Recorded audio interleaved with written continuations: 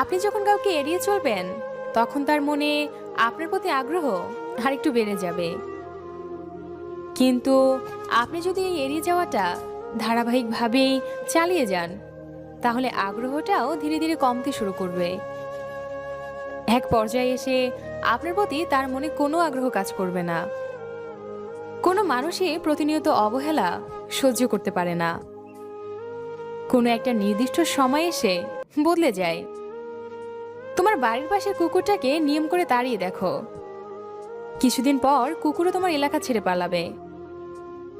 সবকিছুর একটা পর্যাপ্ত পরিমাণ, লিমিট আছে, যেটা অতিক্রম করলে কখনো তার ফল ভালো হয় না। আপনি কারো উপর রাগ করে তাকে এড়িয়ে চলছেন, অবহেলা করছেন, ঠিক আছে, কিন্তু আপনার এই এড়িয়ে চলাও অবহেলা করাটা ঠিক ততটুকু করুন যতটুকু তার প্রাপ্য, যতটুকু সে সহ্য করার ক্ষমতা রাখে। অতিরিক্ত কোনো কিছুই ভালো না। তেমনিভাবে একটা মানুষের প্রতি আপনি ঠিক ততটুকু আগ্রহ দেখাবেন যতটুকু দিলে সে আপনার আগ্রহের মূল্য দেয়। আপনি দিনের পর দিন আগ্রহ দেখিয়ে যাচ্ছেন, অথচ বিনিময়ে কোনো মূল্যই পাচ্ছেন না, কিংবা আপনাকে এড়িয়ে চলছে। তখন আপনার উচিত তার আগ্রহ না দেখিয়ে উল্টো আপনি তাকে এড়িয়ে চলুন।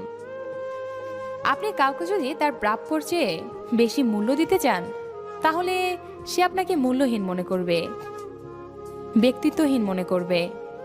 ব্যক্তিত্ব বড় দামি সম্পদ, এটা অযত্নে, অবহেলায় কারো কাছে বিলিয়ে দিবেন না। ব্যক্তিত্ব ধরে রাখতে শিখুন, ফলাফল অবশ্যই ভালো হবে।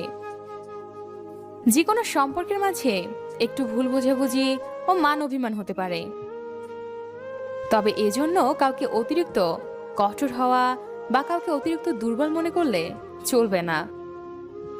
কারো জীবন থেকে একেবারে হারিয়ে যাবেন না, আবার কারো গোলামও হতে যাবেন না। ঠিক এমনটাই করুন যে দুজনের মাঝে একটা কাচের দেয়াল আছে, ঠিক দুজন দুজনকে দেখতেছে, কিন্তু কেউ কারো কাছে যেতে পারছে না। কেউ একজন কাউকে প্রচন্ড ভালোবাসে, তার মানে এই নয় যে আপনি তাকে কিনে ফেলেছেন। আপনি কাউকে প্রচন্ড ভালোবেসেছেন, তার মানে এটাও নয় যে সে আপনাকে কিনে ফেলেছে। ভালোবাসা, মান অভিমান, অনুভূতি এসব সমানে সমানে হতে হয়। এক পক্ষ বেশি বা এক পক্ষ কম হয়ে গেলে অপরপক্ষ সেটা ধরে রাখা ভীষণ কঠিন। মনে রাখবেন, একটি নৌকায় দুই পাশে সমান ভর রেখে চলতে হয়, নতুবা সামান্য একটু ঝড়েই নৌকা ডুবে যাবে, তীরে আর যাওয়া হবে না।